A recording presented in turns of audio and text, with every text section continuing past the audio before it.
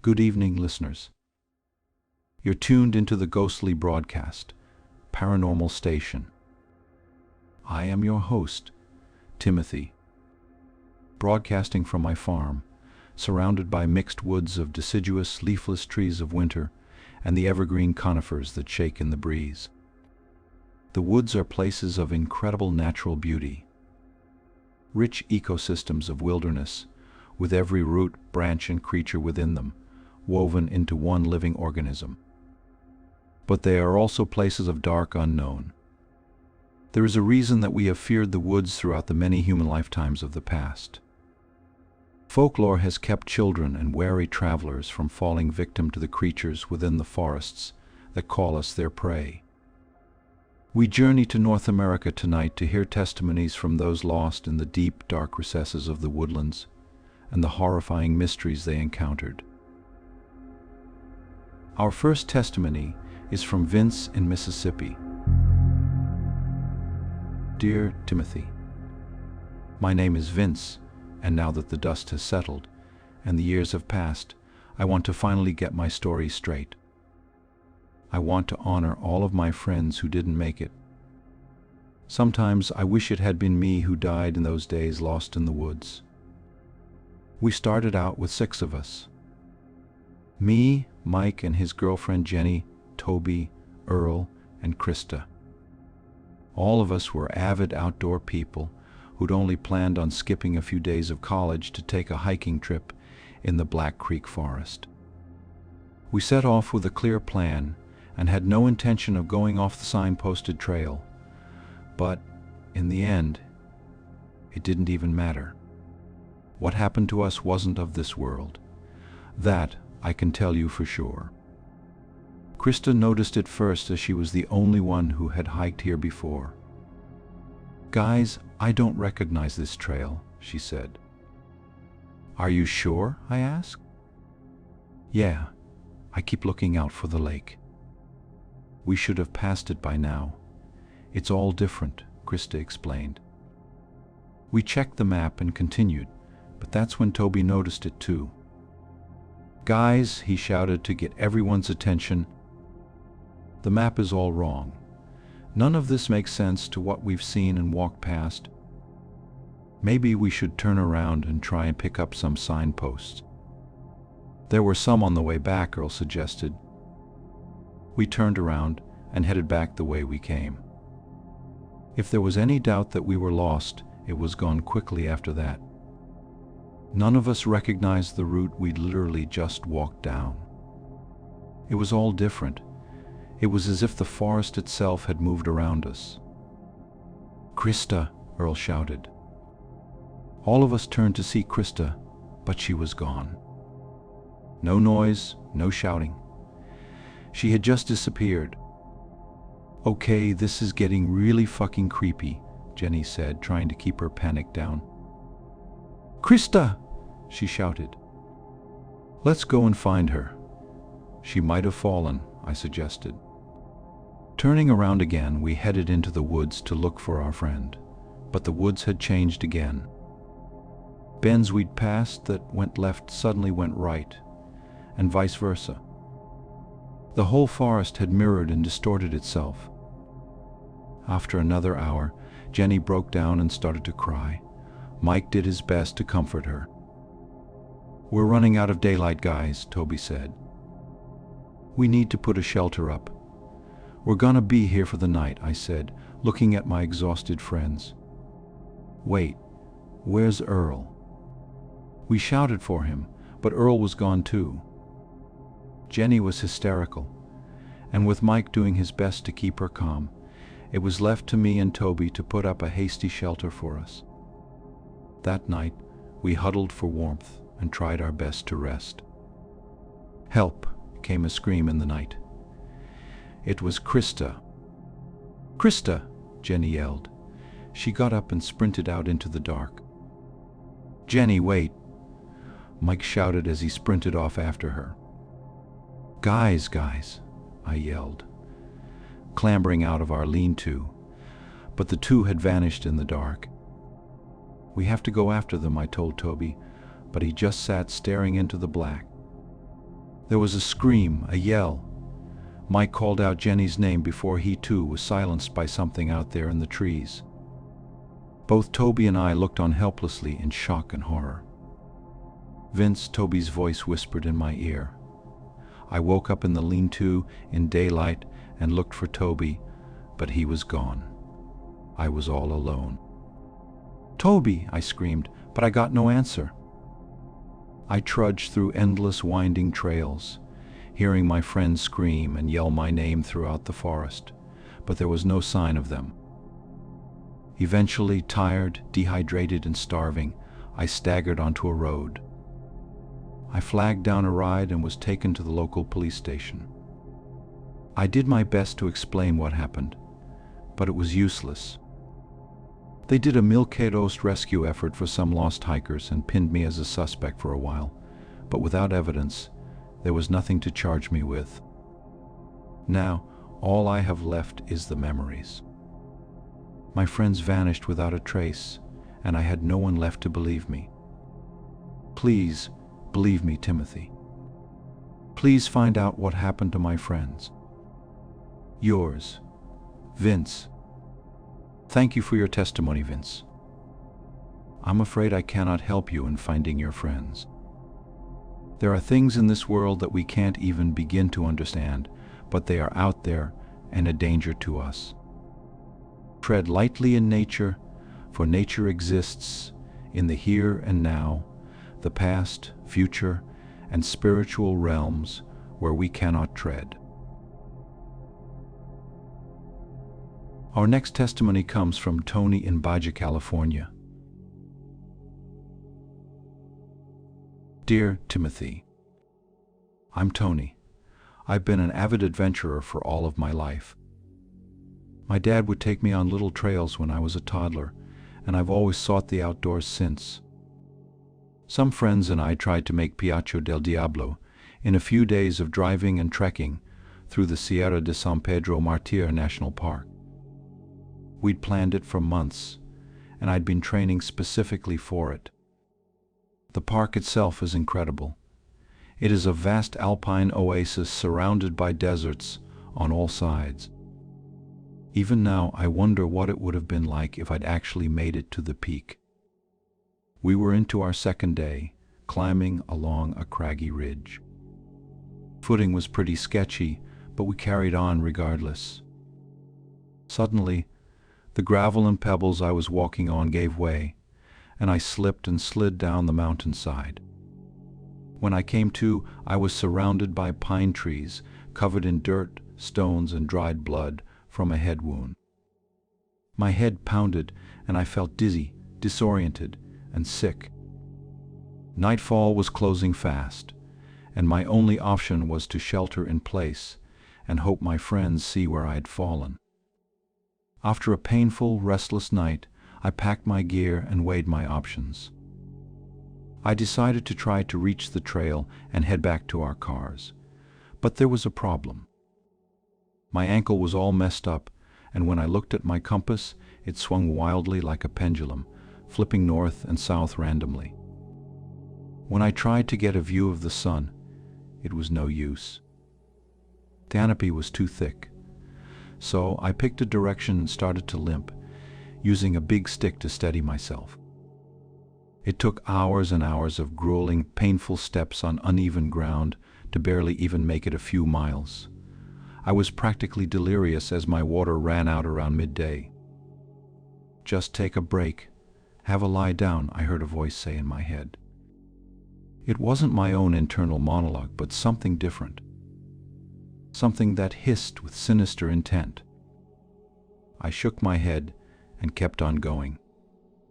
I knew I'd come across a trail eventually, but the more I walked, the more I heard. "You're not going to make it. Why go on suffering?" the voice would say. It became more and more incessant. There were times that I could hear it whisper in my ear. "You're going to die here," it shouted, and I jumped out of my skin and fell to the floor. "Fuck you," I yelled back into the forest. I stared into the trees, squinting my eyes to see it. I believed I was going crazy, but that intangible instinct in the pit of my brain told me to look for danger. Look for the predator in the woods. I focused my gaze, trying to spot anything amongst the trees. The first thing I saw was its eyes. Beady yellow eyes that just about gave it away. A large horned creature miraculously camouflaged against the branches. I wasn't even sure I'd seen it until I picked up a rock and threw it as hard as possible. When the rock struck it, it was unmistakable. It darted off into the forest with a hiss and a growl. Hauling myself to my feet, I hobbled as best I could in the opposite direction. Fueled on adrenaline and the chemical need to stay alive, I didn't stop. As the branches tore my jacket and cut my skin, I continued trudging until I found the trail. I walked miles alone on that trail. I swear I could see that thing's pinprick yellow eyes in the trees the whole time. Eventually, my friends found me. I was overcome with emotion, and I cried as they all hugged me and carried me back to the cars. Be careful when you go looking for the Devil's Peak, Timothy. The devil himself may be lurking in the woods. Yours, Tony. Thank you for your testimony, Tony. The evil and malignant spirits that haunt our world can be dangerous in many ways, but the most dangerous are those that aim to break your will. Guard yourself well, listeners, for they will know your weaknesses. Our next testimony comes from Joe in Maine. Dear Timothy, I'm Joe, and I want to tell you a story that neither I nor my friend would have believed if we hadn't seen it with our own eyes. We were trying to reach Mount Catafton's Peak via a slightly off-piste route. Being pretty capable hikers, the four of us felt that we could find a less crowded and more adventurous climb to the top. It all went wrong when I stumbled across a stream and lost our map. We made the wise choice by turning around and trying to head back to the known trail. There, we could decide whether to summit or head back and try again the next day. But we got lost. The weather turned gray and blustery, blowing the trees so the forest seemed to close around us and swallow us whole. We tried to keep our cool, but panic set in quickly, followed by arguing and blaming. "You boys look lost," a tall man said as he approached us through the brush. There was palpable relief among us when we saw him. The Native American man looked well-stocked, geared, and capable. "We lost our map," I explained. "We're trying to get back to the trail." "No problem," he said casually, pulling his pack from his back. "I can take you boys there," he said as he started handing us all snacks and water. We set off with this man leading us through the woods. Hours went by. More hours than it had taken us to reach the stream where we lost the map. "I don't think this guy is leading us to the trail," my friend whispered. "We've been walking for hours. We should have reached it by now." "Trust me, my friends, you were quite turned around." "I'm taking you to the trailhead," the man said confidently. We came across a clearing in the woods, and the man stopped dead in his tracks. He dropped his pack and spread his arms wide as if he were stretching, moving his head from side to side and cracking his neck. "Excuse me, sir," I started. "Are we almost there?" The man ignored me. My friends and I grouped up and wondered what to do. Suddenly, one of my friends screamed. The man was twisting and jerking, ripping his clothes off as the bones under his skin snapped and moved into twisted shapes. His skin turned green and scales started to form. His legs and arms disappeared into a formless coil. When his head turned to face us, he was no longer a man but a giant serpent, hissing and baring fangs. All of us screamed and scattered. I took a few steps before I felt my legs pulled from under me. The serpent wrapped around me, and I felt it squeezing and crushing. A clap of thunder shook the air around me, and the massive snake turned its head to the sky and let go. I dropped to the floor, sucking in the air as I breathed deeply. I looked up and saw what the snake was looking at. The most enormous bird I had ever seen was bearing down on the snake. Its wings beat with the sound of thunder, and the downdraft almost blew me away. Its talons wrapped around the snake and grabbed its head in its beak. I was awestruck by the epic battle of these two titans until one of my friends grabbed me and urged me to run. It was a cold night trekking, but we eventually made the trailhead, dumbfounded by what we'd all experienced. I looked everywhere for someone who might believe us, and then found you, Timothy. Whether it was real or a mass hallucination is beside the point. We all knew what we saw and experienced together. It was real. Yours, Joe. Thank you for your testimony, Joe. Many legends throughout the world tell of spirits that battle with each other, vying for the souls of the human inhabitants of the mortal realm. It's possible you saw two of them. Our final testimony of the evening comes from Rachel in Montana.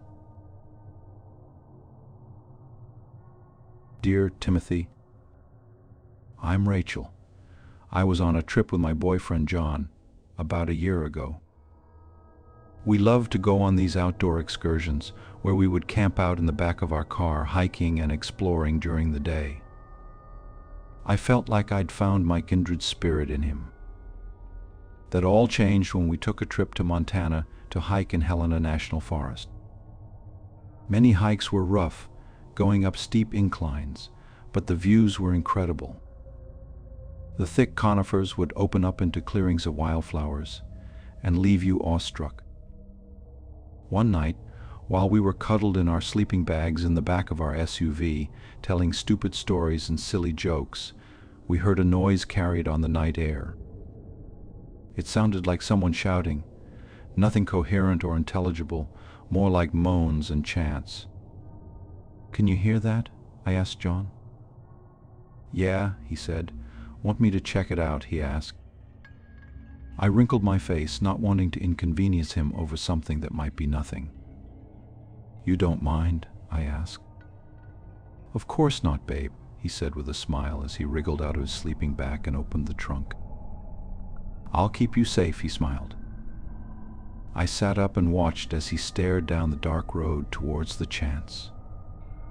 "Hey, Rachel, could you turn the ignition on and get some light here?" he asked. I wriggled over the front seats and turned the key. The car started to ding the open door alert, and the lights came on. John was looking out the back, but I could see in front of the car. A hooded man was standing only feet away in the beam of the car's headlights. "John!" I yelled. "What?" he said, turning around to see. "Start the car, Rachel," he barked in an urgent order as he ran in front of the car to confront the figure. I climbed out of my sleeping bag and sat in the driver's seat. I turned the engine over, and the car roared into life as John approached the hooded man in front of it. I couldn't hear what he was saying, but the man stood unmoving. I looked in the wing mirror and saw 3 more hooded men, barely visible in the red light of our car's taillights. I rolled down the window and yelled to John. "They're behind us as well," I said, panicked. John turned to face me, and as he did, the hooded man behind him raised a long blade in the air and slashed it down on John's back. He screamed in agony and staggered forward. The man kept chanting and raised the knife for another strike. John hobbled as best he could and clambered into the passenger seat. "Drive!" he screamed. I put the car in drive and floored it. I hit the hooded man, and he rolled over the top of the vehicle and landed on the road behind us as I sped away. We drove to a hospital where John's wound was treated. It was nasty but survivable, and John made a physical recovery. Mentally, though, he was gone. The John I fell in love with died that day. He became a reclusive, catatonic mess. Once a lively, energetic extrovert, he became a shell, a ghost.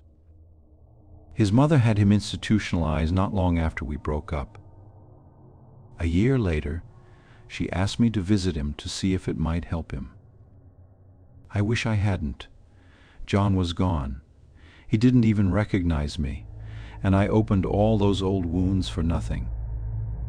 Yours sincerely, Rachel. Thank you for your testimony, Rachel. Trauma does terrible things to the human mind. When inflicted by forces we don't know and understand, it can damage our very souls. I wish you and your ex all the best. That concludes this evening's broadcast. I've been your host, Timothy. If you enjoyed this broadcast and want to know when our latest broadcasts are live, consider a like, subscribe, and tap the bell icon. If you have had any experiences that couldn't be explained and would like to be featured in the ghostly broadcast, Paranormal Station, feel free to get in touch via the comments. I'm always looking to catalog the supernatural. We shall endeavor to document the testimonies and perspectives from around the world of all things paranormal. Walk carefully through the forests of life, dear listener. You never know where dangerous predators can lurk.